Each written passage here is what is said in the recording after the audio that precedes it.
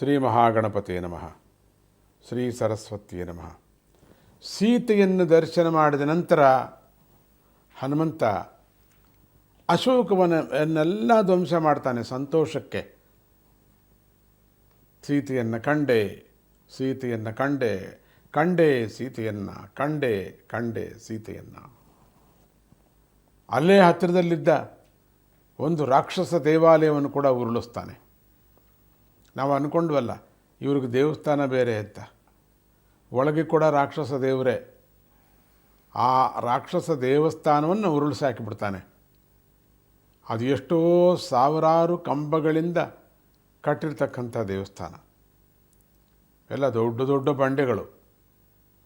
ಆ ದೇವಸ್ಥಾನದ ಒಂದು ಕಂಬವನ್ನೇ ಆಯುಧವಾಗಿ ಹಿಡಿದು ತನ್ನ ವಿರುದ್ಧ ಬಂದ ರಾಕ್ಷಸರ ಜೊತೆ ಯುದ್ಧ ಮಾಡ್ತಾನೆ.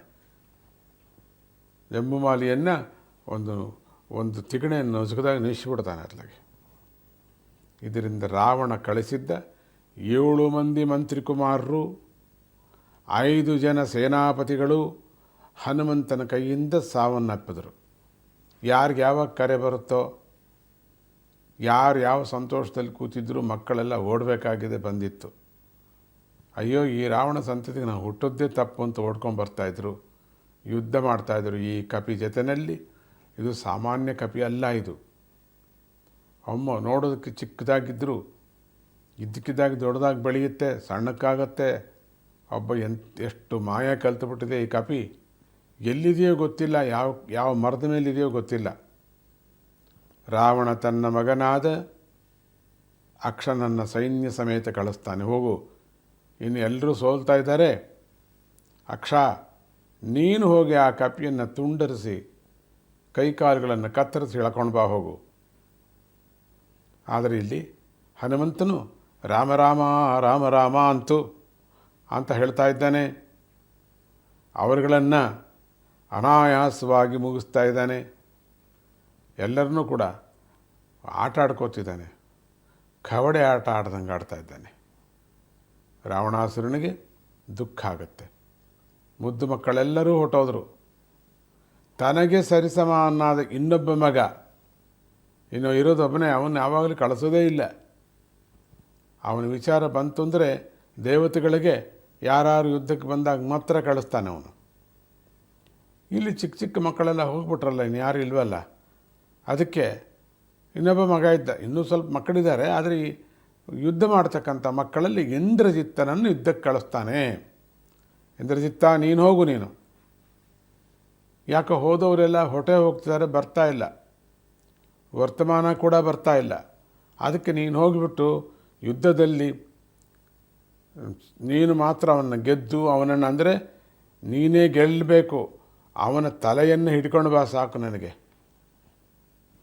ಆಗ ಅಂದ್ಕೂಡಲೇ ಒಂದು ಕೆಲಸ ಕೊನೆಯಲ್ಲಿ ಹೇಳ್ತಾ ಇದ್ದೀನಿ, ಅವನನ್ನು ಸಂಹಾರ ಮಾಡಬೇಡ, ನೀನು ಅವನನ್ನು ಹಿಡ್ಕೊಂಡು ಬಾ, ನಾನು ನೋಡ್ಬೇಕು ಆ ಕಪಿನ. ಅದರಲ್ಲೂ ಅವನಿಗೆ ಯಾಕೆ ಬಂದ ವಿಚಾರ ನಂಗೆ ಬೇಡ, ಆ ಕಪಿ ಎಂಥದ್ದು ನೋಡಬೇಕು. ಅಷ್ಟು ಬಲ ಇರೋ ಒಂದು ಕಪಿನ ನಮ್ಮ ಲಂಕೆಗೆ ಹೇಗೆ ಬಂತು ಅಂತ ಕೇಳಬೇಕು.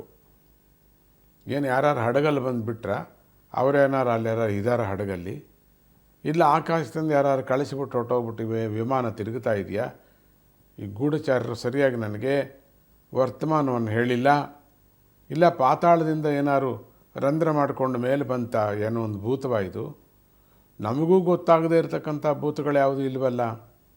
ಅದಕ್ಕೆ ಇಂದ್ರಜಿತ್ತ ನೀನು ಅನೇಕ ಅಸ್ತ್ರಗಳನ್ನು ಪ್ರಯೋಗಿಸಿದ ಇಂದ್ರಜಿತ್ತು, ಅಲ್ಲಿ ಹೋಗಿಬಿಟ್ಟು ನೀನು ಪ್ರಯೋಗಿಸಿ ಅವನು ಹಿಡ್ಕೊಂಡು ಬರಬೇಕು ನೀನು. ಅವನು ಸಾಧಾರಣ ಕಪಿಗೋಸ್ಕರ ನಾನು ಹೋಗಬೇಕೇ, ಆದರೂ ಹೊರಟ. ಆದರೂ ಎಷ್ಟೋ ಯುದ್ಧ ಮಾಡಿದ, ಆದರೂ ಪ್ರಯೋಜನ ಆಗಲಿಲ್ಲ. ಅವನು ಸಿಕ್ಕದಿರ್ತಾನೆ, ಬೆಳಕ್ಕಂತ ತಪ್ಪಿಸ್ಕೊಂಡು ದಡಕ್ಕಂತ ದೊಡ್ಡ ರೂಪವನ್ನು ತಗೊಳ್ತಾ ಇದ್ದಾನೆ. ಇಂದ್ರಜಿತ್ತು ಕೂಡ ಹಾಗೇ ಮಾಡ್ತಾನೆ. ಅವನಿಗೂ ಮಾಯಾ ವಿದ್ಯೆಗಳು ತುಂಬ ಚೆನ್ನಾಗಿ ಗೊತ್ತು. ಅದೇ ರೀತಿಯಾಗಿ ಇಬ್ಬರು ಕೂಡ ಮಾಯಾ ಯುದ್ಧವನ್ನು ಸ್ವಲ್ಪ ಹೊತ್ತು ಮಾಡ್ತಾರೆ. ಸ್ವಲ್ಪ ಹೊತ್ತು ಮಾಡಿ ಸಾಕಾಗಿ ಕೊನೆಗೆ ಏನು ಮಾಡ್ತಿದ್ದಾನೆ ಇಂದ್ರಜಿತ್ತು, ತನಗೆ ವರವಾಗಿ ಬಂದಿರತಕ್ಕಂಥ ಬ್ರಹ್ಮಾಸ್ತ್ರವನ್ನು ಹೊರಗೆ ತೆಗಿತಾನೆ. ಇನ್ನು ಇದರಿಂದಲೇ ಕಟ್ಟಾಕಬೇಕು ಇವನ್ನ. ಇದರಿಂದಲೇ ಬಂಧಿಸಬೇಕು ಅಂಥೇಳಿ ಬ್ರಹ್ಮಾಸ್ತ್ರವನ್ನು ಪ್ರಯೋಗ ಮಾಡ್ತಾ ಇದ್ದಾನೆ. ಪ್ರಯೋಗ ಮಾಡಿದ್ಕೊಳ್ಳಿ ನಮ್ಮ ಸ್ವಾಮಿ ಕಥೆ ಏನಾಗುತ್ತೆ ನೋಡೋಣ ಮುಂದೆ. ಜೈ ಗುರುದತ್ತ.